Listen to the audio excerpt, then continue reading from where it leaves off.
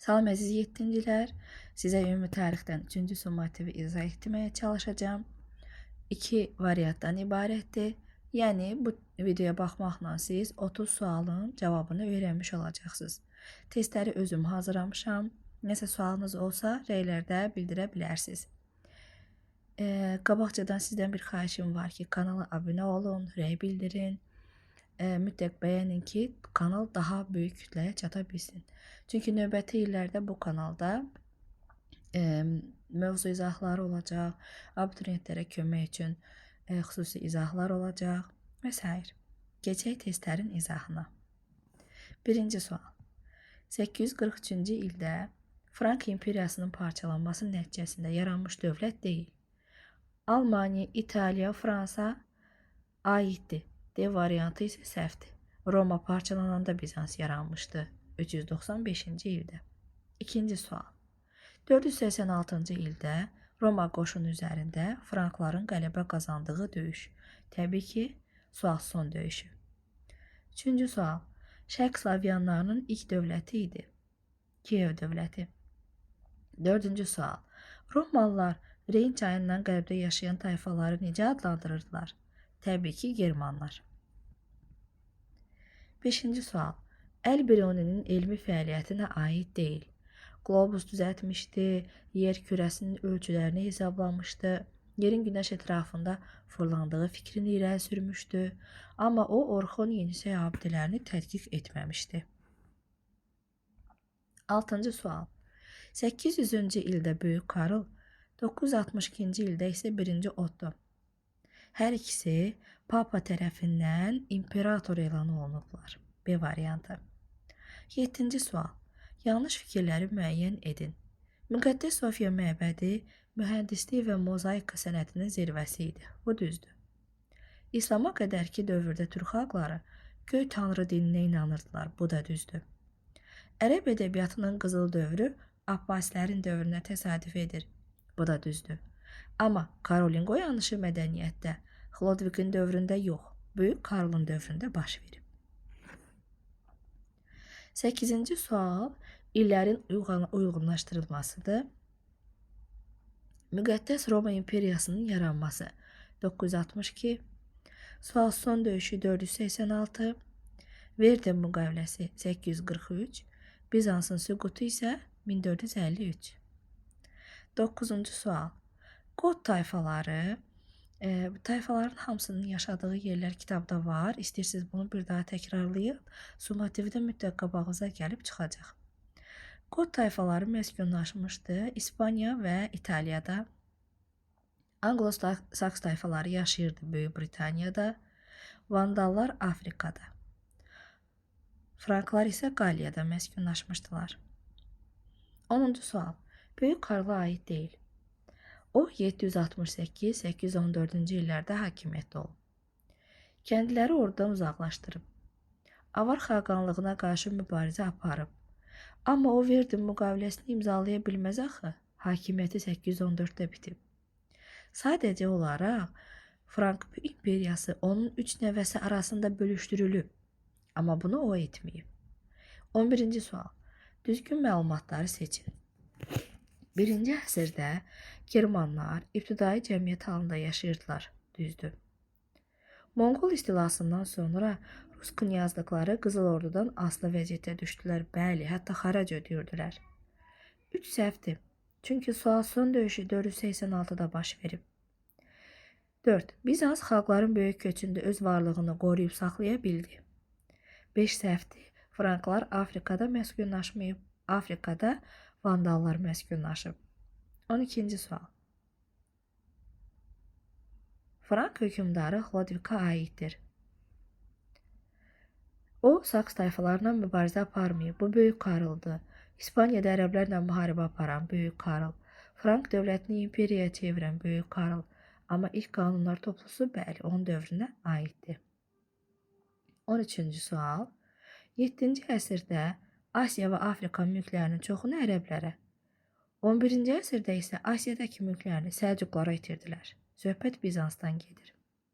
Sual son döyüşü dövlətin yaranmasında böyük rol oynayıb Frank dövlətinin. və bu dövlətin əsas pul vahidi isə solid idi. B variantı. 14-cü sual. Bizansın paytaxtının Qızıl Körpü adlanmasının iki səbəbini müəyyən edin. Bu ümumiyyətlə sizin dünya görüşünüz üçün də önəmli bir sualdır. İndiki İstanbul, yəni Konstantinopol, Qara və Aralıq dənizlərinin və Avropa və Asiya qitəsinin mərkəzində yerləşirdi. Buna görə ona Qızıl Körpü deyirdilər. Eyni zamanda ticarət yollarının üzərində olduğuna görə. 15-ci sual. Bu da dünya görüşünüz üçün gələcəkdə sizə lazım olan bir sualdır. Kitabda var. Mütləq baxın, düşəcək bu. Slavyanların qolları. Şərq Slavyanları. Rus, Ukrayn, Belarus. Qərb. Çex, Slovak, Polyak. Cənub. Serblər, Xorvatlar və Bolqarlar. Fikir verirsinizsə, hər bir Slavyan tayfasının hal-hazırda dövləti var. Keçirəm B variantının ilk sualını izah etməyə. Özünüzü yoxlamaq üçün mütləq birinci sualın özünüzdə bir variantını düşünün. Sonra videonu dayandırın. Mən izah verəndə isə sualın cavabını öyrənmiş olun. B variantının birinci sualı. Bu şəhər Avropa və Asiyanı birləşdirən Qızıl Körpü adlanırdı. Bayaq da izah etdim. Konstantinopol Bizansın paytaxtı idi. 1452-də isə türklər tərəfindən fəth olunub. A variantı. İkinci sualda bir səhvlik var. Burada Səlcuq olmalı idi. Redaktiyada səhv olub. 11-ci əsrdə Bizans Kiçik Asiyadakı mülklərini itirdi. Səbəb Səlcuq hücumları. Üçüncü sual. Frank imperiyasının parçalanmasını rəsmiləşdirən müqavilə hansı idi? 843-cü il Verden müqaviləsi. Dördüncü sual. Lodvik və Böyük Karl üçün oxşar cəhət. Hər ikisi Frank dövlətinin hökmdarı olmuşlar. Beşinci sual. Verilənlərdən biri yanlışdır.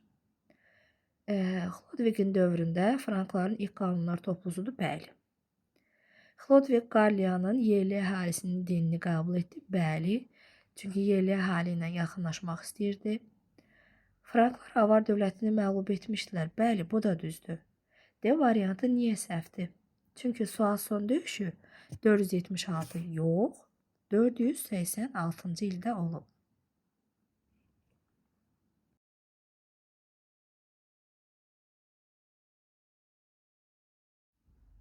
Altıncı sual. Birinci Otto'nun özünü Roma imperatoru elan etməsi adlandırmasından sonra Almaniyada necə adlanırdı bu dövlət? Müqəddəs Roma imperiyası. 7-ci sualı da düşünün. Çox sadə bir sualdır.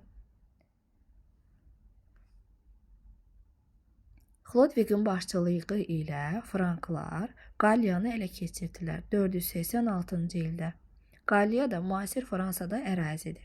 Ona görə cavab 2 olacaq. İspaniya, Böyük Britaniya, bu hissədə isə Fransa yerləşir.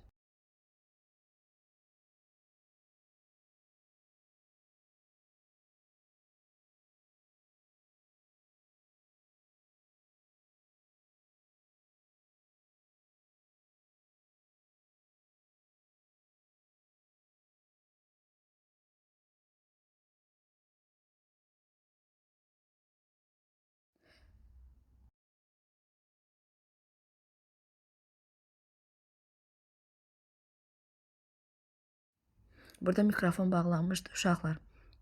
Demək, 8-ci sualın izahını bir də deyim. Müqəddəs Roma imperiyasının yaranması. 962. Böyük Karlın özünü imperator elan etməsi. 800. Verden müqaviləsi 843. Qaliyanın ələ keçirilməsi isə 486. 9-cu sualda düşünün.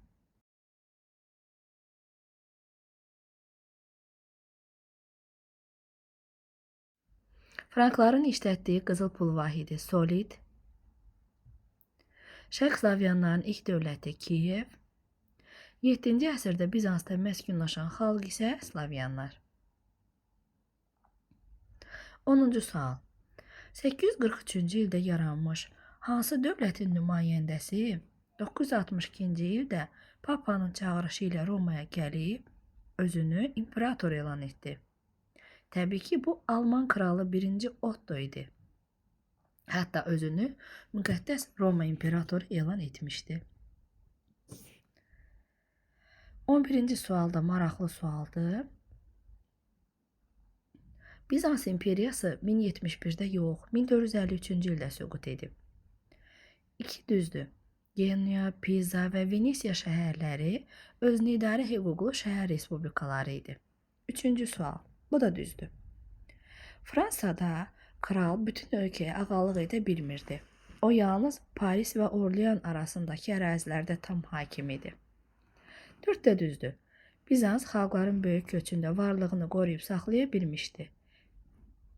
1 səhvdir. Çünki Franklar Afrikada yox, Qaliyada məskunlaşıblar. Afrikada Vandallar məskunlaşıb. 12-ci sual.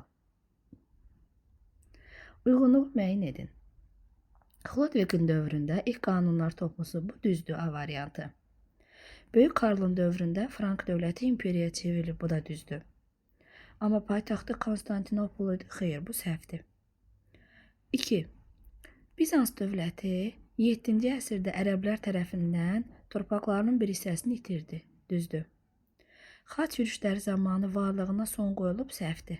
Konstantinopol Osmanlılar tərəfindən fəth olunanda süqut edib bu dövlət. Yəni 1453-də. 1 AB, 2 isə AC. Keçirik 13-cü sualın izahına. Frank hökmdarı Xlodviqa aiddir. İlk qanunlar toplusu. Bayaqki sualda bu var idi. 14-cü sualda maraqlı sualdır. Yenə də dünya görüşünüzü inkişaf etdirəcək bir sualdır. İbn Sina'nın əsərləri indi də Avropa ölkələrində tibb üzrə təhsil olan tələbələrə öyrədilir. Aristotelin əsərlərinə izah verdiyi üçün Farabi ikinci müəllim adını almışdı.